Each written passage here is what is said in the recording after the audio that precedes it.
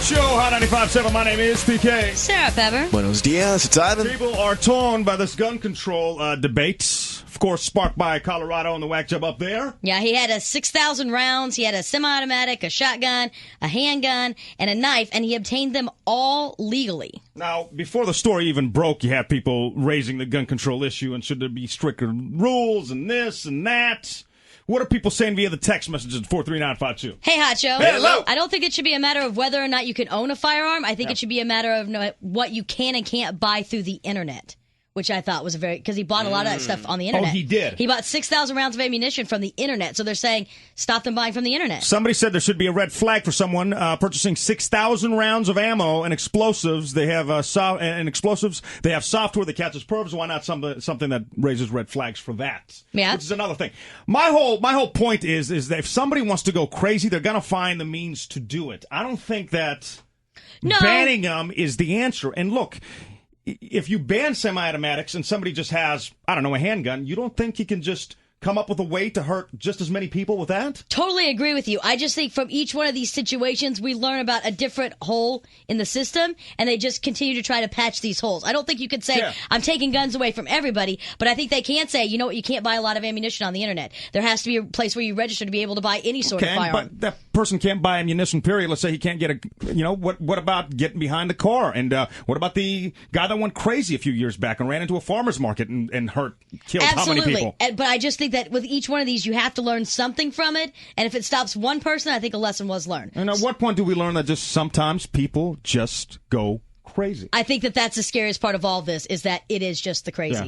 Yeah. Hot Show, what's up? Good morning, Hot Show. Hello. Australia tried the gun ban situation, and nothing would happen there good. All their crime rates went up. Also, like the old bumper sticker says, when you outlaw guns, only outlaws will have the guns. No, I agree with that. I guess my main question is, what is assault rifles? Like, what is a semi-automatic assault rifle used for in a day-to-day thing? Because you can. You know, there's nothing against the law that's saying you can't. Hot Show, what's up? Hey, talking about assault rifles, I own one. I got one when I was 22 and I got out of the military. And for me, it's a comfort thing because that's what I had. Okay. I understand that. I could see that. I've never taken it hunting because I think that's ridiculous. And all my friends that have them, it's more of like a cool factor for them. So it's kind of like a collector's item. Yes. Crystal, what's up? Well, she was asking, what do we use them? We use them. We go shoot them. We show them to family members, other friends that might be just as interested in them. They have uses. It just happens to be used for bad things sometimes, and so it gets a bad rap.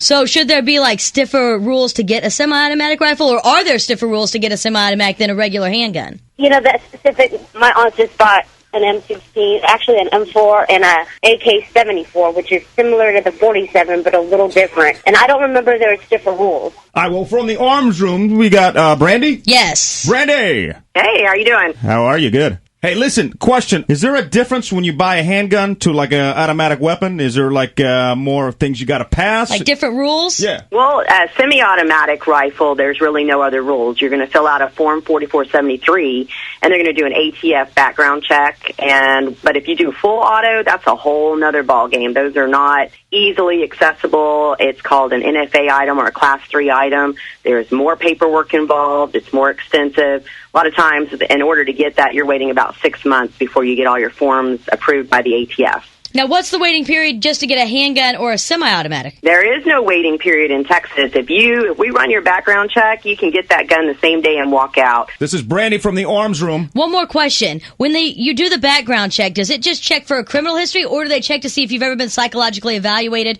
or any red flags like that? It is looking at a criminal history. Now, on the 4473, there are questions to kind of assess your psychological history.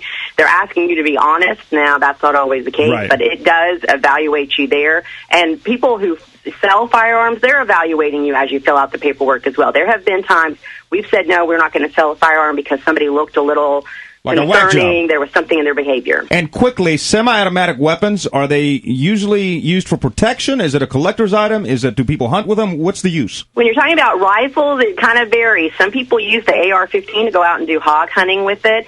Some people come in, they just think they look cool. They go and they hang them on their wall at their house. Other people, they'll get them and they'll come to the range just to shoot them just because it's fun and nice to have. We have a lot of military folks that come in because they're used to shooting an M16 and the AR-15 is very comparable.